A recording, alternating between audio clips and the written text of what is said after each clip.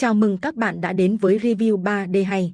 Ở cuối tập trước, Tần Trần đã gặp được U Thiên Tuyết trong lối rẽ sau khi cô bị Hàn Phi dẫn người bao vây nhưng vẫn nhanh chóng rời đi được và tìm được đường tới đây. Lúc này, Tần Trần đã nhìn ra đây là một cái trận pháp, hắn vận công thử nhưng vẫn chưa phát hiện ra điều gì. Sau đó lên tiếng, trước tiên chúng ta quay về tìm quy luật của cái này đã rồi tính sau. Lời nói vừa dứt, bọn họ cùng nhau trở lại chân núi.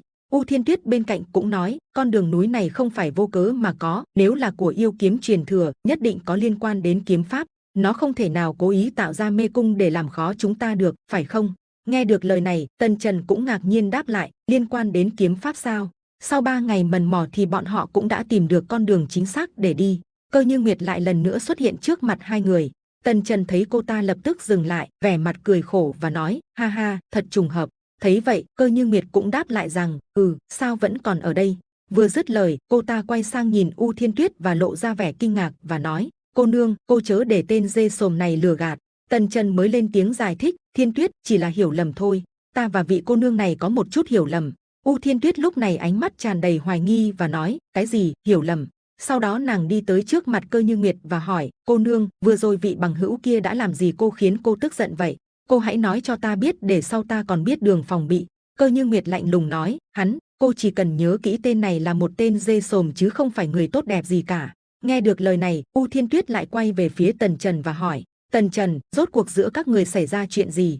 Lúc này, Tần Trần liền đem chuyện lúc trước kể lại toàn bộ cho U Thiên Tuyết nghe, xong hắn cũng trấn an nói, cô gái này có lai lịch phi thường, hơn nữa trên người nắm thượng cổ đế binh, hẳn là đến từ một thế lực hàng đầu nào đó. Chắc cô ta phải được tiếp cận những sức mạnh ấy từ khi còn nhỏ, muội không cần quá để ý. U Thiên Tuyết vô cùng thất kinh, nàng mới nghĩ cô ta lợi hại như vậy, có thể giúp đỡ Tần Trần rất nhiều hơn là ta. Thấy U Thiên Tuyết nghĩ ngợi gì đó liền hỏi, Thiên Tuyết, muội đang nghĩ gì vậy?